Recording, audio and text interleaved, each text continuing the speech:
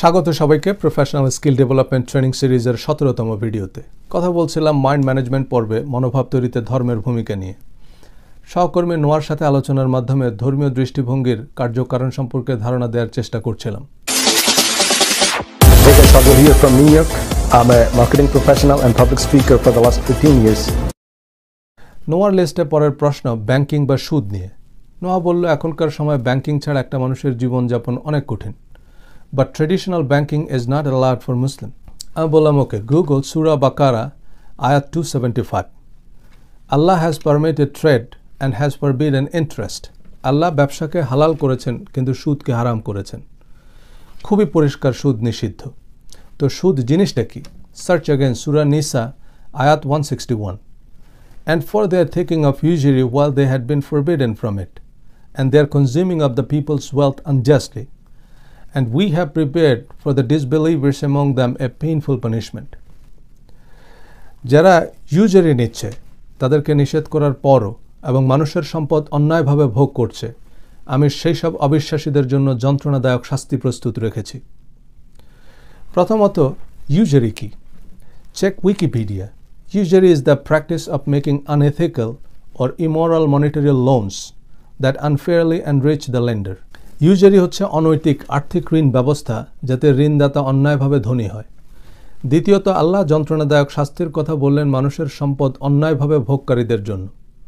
তো এখানে পরিষ্কার সুদ নিষিদ্ধ করা হয়েছে ঋণদাতা বা ব্যাংকের জন্য। কারণও পরিষ্কার, ঋণ গ্রহীতা এতে ক্ষতিগ্রস্ত হয়। আরও পরিষ্কার ধারণা পাওয়া যায়।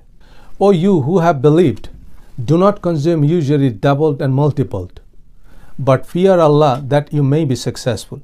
হে বিশ্বাসীগণ, তোমরা ইউজারি বা দ্বিগুণ চারগুণ হারে সুদ নিও না, বরং আল্লাহকে ভয় করো যাতে তোমরা সফল হতে পারো। আল্লাহ এসব আয়াতে ভয় ভীতি হুঁশিয়ারি উচ্চারণ করেছেন মহাজন ঋণদাতা ব্যাংক মালিকদের উদ্দেশ্যে। কারণ এ ব্যবস্থা সাধারণ মানুষের জন্য খুবই কষ্টকর এবং অবিচার। সূরা বাকারা আয়াত 280-তে বলা হয়েছে, and if someone is in hardship, then let there be postponement until a time of ease. But if you give from your right as charity, then it is better for you, if you only know. যদি ঋণ গ্রহীতা আর্থিক সংকটের মধ্যে থাকে তবে সংকট অবস্থা কাটিয়ে ওঠা পর্যন্ত তাদের সময় দাও। কিন্তু যদি মওকুফ করে দিতে পারো তবে তা তোমাদের জন্য কল্যাণকর। এই হচ্ছে সুদ সম্পর্কে আল্লাহর নির্দেশ। এইসব আয়াত থেকে এটা খুবই পরিষ্কার যে ঋণের অনৈতিক বা উচ্চ সুদ গ্রহণ কার জন্য নিষিদ্ধ করা হয়েছে এবং কেন করা হয়েছে। কিন্তু আমরা বুঝছি উল্টাটা। আমরা ব্যাংক থেকে লোন নিলে তার পাই পয়সা সুদ দিচ্ছি, কারণ দিতে হচ্ছে।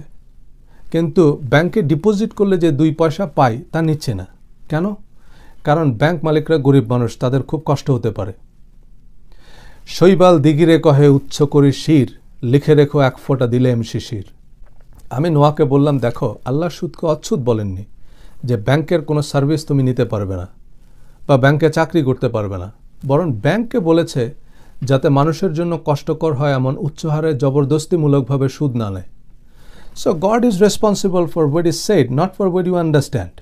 আধুনিক ব্যাংকিং ব্যবস্থায় একটা bank very sophisticated well researched একটা সিস্টেম এবং তীব্র প্রতিযোগিতামূলক বাজারে গ্রাহক সেবা, জনকল্যাণ, প্রতিযোগিতামূলক ইন্টারেস্ট রেট টিকে থাকার মূল মন্ত্র। তাই সুদকে রিডিফাইন করার সময় এসেছে। ব্যাংক মানে সুদ আর সুদ মানে হারাম নয়। অনেক ব্যাংক ইসলামী ব্যাংক নাম দিয়ে দারুণ ব্যবসা করছে, তবে এটা marketing issue, not religious. Islamic ব্যাংকগুলোর ডিফারেন্সিয়েশন পয়েন্ট হচ্ছে সুদের হার নির্ধারিত করে না দিলেই হালাল হয়ে গেল আর সুদের হার নির্ধারিত করে দিলেই হারাম। এক্ষেত্রে তো আমি ব্যাংককে পুরোই ওয়াক ওভার দিয়ে দিলাম। লোন বা ডিপোজিট 2 ক্ষেত্রে সুদের হার নির্ধারিত হয় মূলত প্রতিযোগিতার ভিত্তিতে, কারণ ব্যাংক তো আর একটা নয়। আর কোনো ব্যাংক সুদের হার নির্ধারিত করে দিলেও সেটা জাস্ট একটা প্রজেকশন, গ্যারান্টিড না। কারণ ব্যাংক একটা ব্যবসা প্রতিষ্ঠান, ব্যাংক নিজেও তো দেউলিয়া হয়ে যেতে পারে। তবে ব্যাংকিং এখন ম্যাথমেটিক্যালি এতটা ওয়েল ক্যালকুলেটেড যে এই প্রজেক্টেড রেট তারা কনসিস্টেন্টলি মেনটেন করতে পারে। আমেরিকায় আমি 0% ইন্টারেস্টে গাড়ি কিনেছি, কারণ কম্পিটিশন এবং আমার ফাইন্যান্সিয়াল ট্রানজ্যাকশন হিস্ট্রি। সুতরাং ব্যাংকের নাম ইসলামী ব্যাংক বা আমেরিকান এক্সপ্রেস ব্যাংক যাই হোক, as long as they take care of their clients, they are fine. আর তোমার আমার ব্যাংকিং করতে তো কোনো সমস্যাই নেই যদি তুমি ব্যাংকের সার্ভিস অ্যাফোর্ড করতে পারো। আর অ্যাফোর্ড করতে না পারলে তার জন্য ব্যাংক মালিক শাস্তি পাবে। আমার কি? আমি তো এক্ষেত্রে মজলুম। এবং এটা ব্যাংক ছাড়াও অন্য ব্যবসা প্রতিষ্ঠানের বেলায়ও প্রযোজ্য। নোয়া বলল ক্লিয়ার। পরের প্রশ্নটা বেশ সেন্সিটিভ, আমি বললাম গো হ্যাড। নোয়া বলল আমি নিশ্চিত জিহাদের আয়াতগুলোকেও ঠিক এভাবেই অপব্যাখ্যা করে একটা বিশেষ গোষ্ঠী অর্থনৈতিক বা রাজনৈতিক সুবিধা নিচ্ছে, তবুও তোমার মতামত জানতে চাই। আমি ঢাকা বিশ্ববিদ্যালয়ে সন্ত্রাসবাদ, ইসলামোফোবিয়া এবং ওয়ার অন টেরর বিষয়ে পিএইচডি গবেষক ছিলাম, যদিও আমেরিকায় চলে আসায় গবেষণা আর শেষ করা হয়নি। গত বছর জগন্নাথ বিশ্ববিদ্যালয়ের জার্নালে টেরোরিজম নিয়ে আমার একটি আর্টিকেল প্রকাশিত হয়। তো এই বিষয়ে কথা বলা শুরু করলে আলোচনা অনেক লম্বা হয়ে যাবে।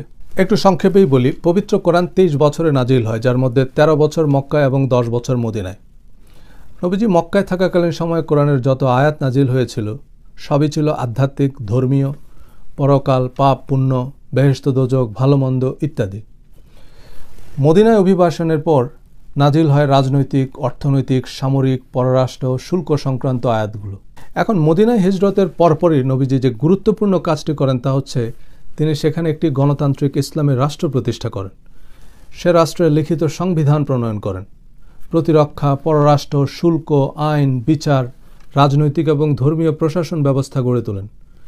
মদিনাকে কেন্দ্র করে সম্প্রসারিত হয় পৃথিবীর ইতিহাসের অন্যতম বৃহৎ এক সাম্রাজ্য। আমি নোয়াকে বললাম, এই কথাগুলো থেকে কি বুঝলা? নোয়া বলল হোয়াট? মানে কোরআনের যুদ্ধ সংক্রান্ত যে আয়াত সব নাজিল হয়েছিল একটা রাষ্ট্র প্রতিষ্ঠার পর। মানে এসব নির্দেশনা একটা রাষ্ট্রের প্রতিরক্ষা বিভাগ বা নিয়মিত অনিয়মিত সৈন্যদের জন্য।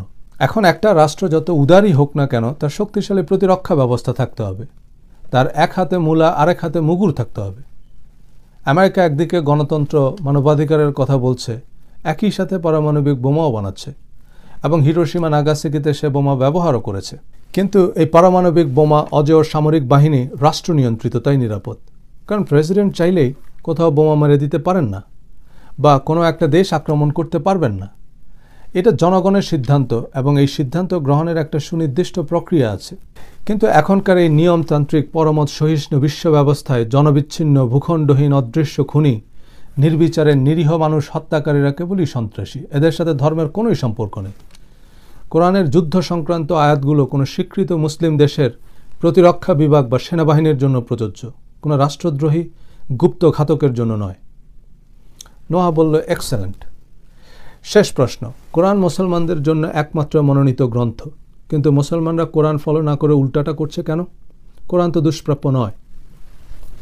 প্রথমত, বেশিরভাগ অনারব মুসলমান যারা কোরআন পড়তে পারে, এমনকি যাদের পুরো কোরআন মুখস্থ, তারাও এই কোরআনের অর্থ বুঝে না। আর আমাদের মাওলানা সাহেবরা কোরআনের অর্থ নয় বরং শুদ্ধ করে কোরআন পাঠ করতেই এবং কোরআন মুখস্থ করতেই উৎসাহ দেন। দ্বিতীয়ত, ধর্মের সাথে রাজনৈতিক, অর্থনৈতিক স্বার্থ জড়িত, তাই বিভিন্ন স্বার্থান্বেষী মহল যুগে যুগে ধর্মকে অপব্যবহার করেছে, অপব্যাখ্যা করেছে। যেমন ধর্মের ভিত্তিতে ভারত পাকিস্তান বিভাজনের পর যে মানবিক বিপর্যয় নেমে আসে, পাকিস্তানের হিন্দুরা এবং ভারতের মুসলমানরা তাদের চিরচেনা মাটি থেকে চিরতরে বিতাড়িত হয়। তার কারণ কোনোভাবেই ধর্মীয় নয়, বরং ভূসম্পত্তি, ব্যবসা, রাজনৈতিক আধিপত্য। যদি ধর্মীয় অনুভূতি মুখ্য হতো, তবে হিন্দুদের পরিত্যক্ত জমি নিজেরা দখলে না নিয়ে সেখানে ভারত থেকে আসা বিহারি মুসলমানদের পুনর্বাসন করত।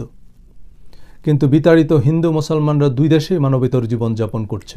যাই হোক, স্বার্থান্বেষী অনেক মহল কোরআনের চেয়ে কোরআনের পছন্দসই তাফসির, বানোয়াট হাদিস আর আজগুবি কিচ্ছা কাহিনীর ভিত্তিতে এক উদ্ভট ধর্মীয় চর্চা প্রবর্তন করেন। আলাদা আলাদা দল উপদল তৈরি করে নিজেদের স্বার্থে। আগামী ভিডিওতে এ বিষয়ক ব্যাখ্যা দিয়ে ধর্ম সংক্রান্ত আলোচনার রীতি টানব। আজ তাহলে এ পর্যন্তই। ধন্যবাদ।